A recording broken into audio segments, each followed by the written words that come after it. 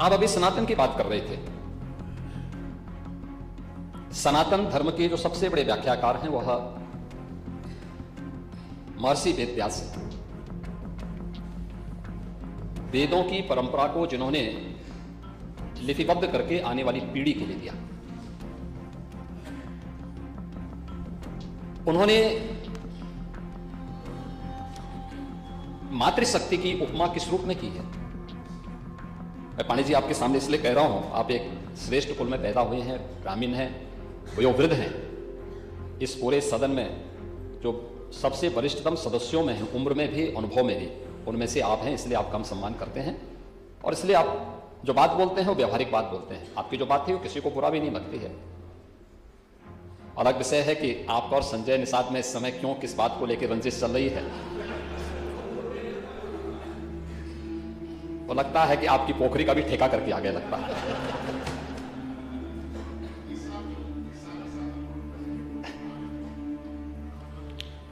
लेकिन महर्षि वेदव्यास ने कहा, उनका कालखंड आज से 5000 वर्ष पहले था। और सचमुच जब 5000 वर्ष पहले की हम बात कर रहे हैं, यानी तब भारत में दुनिया की एक विकसित सभ्यता थी। यानी आज की दुनिया जब सभ्यता की बात कर रही है, और जब आज की दुनिया सभ्यता की बात कर रही थी, तब भारत दुनिया को दिशा दिखा रहा था, राह दिखा रहा था। और 5000 वर्ष पहले महर्षि वेदव्यास ने कहा था कि नास्ति मातृ समा छाया, नास्ति मातृ समा गति, नास्ति मातृ समम त्राण, नास्ति मातृ समा प्रिया। यानी मां के समान कोई छाया नहीं, मां के समान कोई सहारा नहीं, मां के समान कोई रक्षक नहीं, और मां के समान कोई प्रिय भी नहीं। हमारी भारत की सनातन धर्म की परंपरा में मां की उम्र के या अपने से बड़ी उम्र की हर महिला को मातृ के समान सम्मान देने का विधान है। और किस प्रकार का आचरण आप लोगों का इस सदन में माननीय राज्यपाल जी के अभिभाषण के दौरान था, और आप सनातन की बात कर रहे थे, ये मुझे इस बात को लेकर के, या तो हो सकता है आप इसीलिए सदन में उपस्थित नहीं हुए थे क्योंकि आपके नियंत्रण से बाहर समाजवादी पार्टी के सदस्य रहे होंगे, इसलिए आपने कहा होगा कि अब इन छिंकलों के बीच में रहने से अच्छा है कि हम स्वयं बाहर रहें। लेकिन आचरण जो भी था वो अच्छा नहीं था, वो अच्छा आचरण नहीं था। और उस अच्छे आचरण की दृष्टि से आज इस सदन की अभिभाषण की शुरुआत में यहीं से करता हूं। अचानक प्रदेश का परसेप्शन खराब नहीं हुआ था, अचानक नहीं हुआ था, यही आचरण था जिस आचरण से बिटिया घबराती थी और व्यापारिक कारोबार समेटता था। उसकी एक झलक अभिभाषण के दौरान भी यहां पर देखने को मिल रही थी।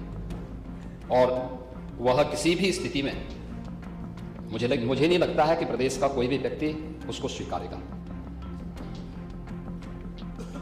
आपकी बात व्यवहारिक थी और आप व्यावहारिक बात बोलने का प्रयास भी करते हैं। अलग विषय है कि आपके हाथ बंधे हुए हैं, लेकिन आपकी बातों को सुनकर के मुझे ये चीजें लग रही थी। मैं आपकी सभी बातों का जवाब भी दूंगा।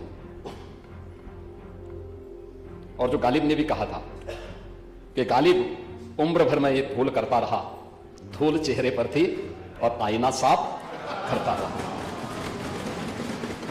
समाजवादी पार्टी के और मुख्य विपक्षी दलों के इस आचरण के कारण उत्तर प्रदेश का पूरा सदन अपने आप को आहत महसूस कर रहा था। आहत इसलिए महसूस कर रहा था क्योंकि यह अच्छी बात है कि पिछले 9 वर्षों के दौरान बहुत कम समय ऐसा था कि जब सदन की कार्रवाई बाधित हुई। ज्यादातर समय में लोगों ने रुचि ली है और अपनी बात को प्रभावी ढंग से सदन में रखा है, और मंत्रियों ने उसका जवाब दिया है, अन्यथा उसका संज्ञान जरूर लिया है। विकास के मुद्दे हो, सुरक्षा के मुद्दे हो, वेलफेयर के मुद्दे हो, ये बिना भेदभाव के सरकार ने समाज के प्रत्येक तबके के लिए दिया।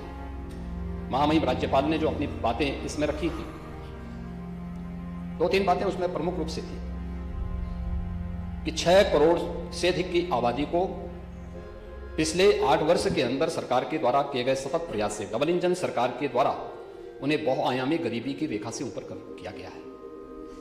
ये नीति आयोग के वे आंकड़े हैं जो उन्होंने पूरे देश भर में सरकार के विकासपरक योजनाओं, कल्याणकारी योजनाओं के परिणाम स्वरूप उसके परिणाम सामने आए हैं। इसका मतलब यह नहीं कि उनको इन अन्य योजनाओं से वंचित कर दिया जाए। उनको जो राशन की सुविधा मिल रही है वह यथावत मिलेगी, उन्हें स्वास्थ्य की सुविधाएं जो मिल रही हैं वे यथावत मिलती रहेंगी, शासन की अन्य सभी प्रकार की सुविधाएं वैसे ही मिलती रहेंगी। लेकिन सरकार के जो प्रोग्राम है उन प्रोग्राम का असर कैसे पड़ा है वह उनके स्वावलंबन के लिए, उनकी आत्मनिर्भरता के लिए और उनके जीवन में खुशहाली का वह कारण बने, इस दृष्टि से वह योजना किस रूप में आज अपना असर दिखा रही है। एक एक योजना, वह हर घर शौचालय की बात हो, हर घर जल की बात हो, हर घर हर उस गरीब परिवार को छत देकर के एक पीएम आवास उपलब्ध करवाने का कार्य हो, या आयुष्मान भारत के माध्यम से 5 लाख रुपए की स्वास्थ्य बीमा का कवर हो, या फ्री में राशन की सुविधा उपलब्ध करवाने का कार्य हो, या 1 करोड़ 6 लाख उन परिवारों को जो निराश्रित महिलाएं हैं, वृद्धजन हैं, दिव्यांगजन हैं, उनको 12,000 रुपए की सालाना पेंशन की सुविधा उपलब्ध करवाने का कार्य हो। ये यथावत चलती रहेंगी और अन्य जरूरतमंदों को भी सरकार उन्हें उपलब्ध कराएगी। यह सरकार उसके साथ जोड़ रही है, ऐसा नहीं किसी को रोकने के लिए, बल्कि उसमें और क्योंकि उसके परिणाम आ रहे हैं, लोगों ने विकास की इस प्रक्रिया के साथ जुड़कर के उसका लाभ लिया है। सरकार इस बात को लेकर के ही आज इन कार्यक्रमों के साथ उस परिणाम के बारे में भी सदन को अवगत करा रही है, क्योंकि उपलब्धियों के साथ साथ भावी कार्य योजना ही दस्तावेज होता है। राज्यपाल जी का संसद में राष्ट्रपति जी का भाषण होता है और विधानसभाओं में राज्यपाल जी का भाषण होता है, और राज्यपाल जी का भाषण उसी बात को यहां पे प्रस्तुत करने का है।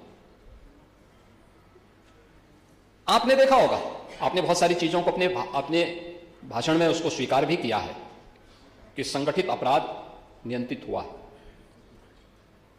कुछ अन्य मुद्दे भी आपने उठाए हैं, और सचमुच ये 9 वर्ष, अभी लगभग 9 वर्ष की जो यात्रा है, ये 9 वर्ष की जो यात्रा, ये सरकार की अपराध और अव्यवस्था से अनुशासन की यात्रा है, कर्फ्यू से कानून का राज का है, उपद्रव से उत्सव की यात्रा है, समस्या से समाधान की यात्रा है, और अविश्वास से आत्मविश्वास की यात्रा है। यानी ये यात्रा केवल एक सत्ता प्राप्त करने की होड़ नहीं है। इसको प्राप्त करने के लिए सरकार की स्पष्ट नीति थी, साफ नियत थी, दृढ़ इच्छा शक्ति थी, और सुशासन के लक्ष्यों को प्राप्त करने के लिए हम लोगों ने जब एक सामूहिक रूप से प्रयास किया, हर व्यक्ति के मन में एक विश्वास भरा, हां यूपी भी कर सकता है, यूपी से भी परिणाम दिए जा सकते हैं, और वही आज उत्तर प्रदेश के अंदर देखने को मिल रहा है। और आज अब यह उत्तर प्रदेश बीमारू राज्य नहीं है, आज यह TTT का एक प्रतीक बना है। TTT, technology, trust and transformation, यानी इन तीनों की एक त्रिवेणी बनकर के उभरा है। उत्तर प्रदेश तो त्रिवेणी के रूप में पहले से ही विख्यात था। मां गंगा, मां यमुना और मां सरस्वती की त्रिवेणी प्रयागराज में मिलती है, करोड़ों की संख्या में श्रद्धालु जाता है। लेकिन अब यूपी उस त्रिवेणी का, पूरा यूपी उस त्रिवेणी का प्रतीक बना है, और उस त्रिवेणी को बनाने के लिए उत्तर प्रदेश ने जो कार्य किए हैं, पहली बार सदन में प्रदेश का आर्थिक सर्वेक्षण भी प्रस्तुत हुआ है। डंके की चोट पर सरकार ने कहा, हां हमने क्या किया है, हम आर्थिक सर्वेक्षण प्रस्तुत कर रहे हैं, और वित्त मंत्री जी ने सदन में उस आर्थिक सर्वेक्षण को प्रस्तुत किया है। यह आर्थिक सर्वेक्षण विचार से व्यवस्था और व्यवस्था से विकास की इस अभिनव यात्रा का प्रतीक है, जिसको उत्तर प्रदेश की जनता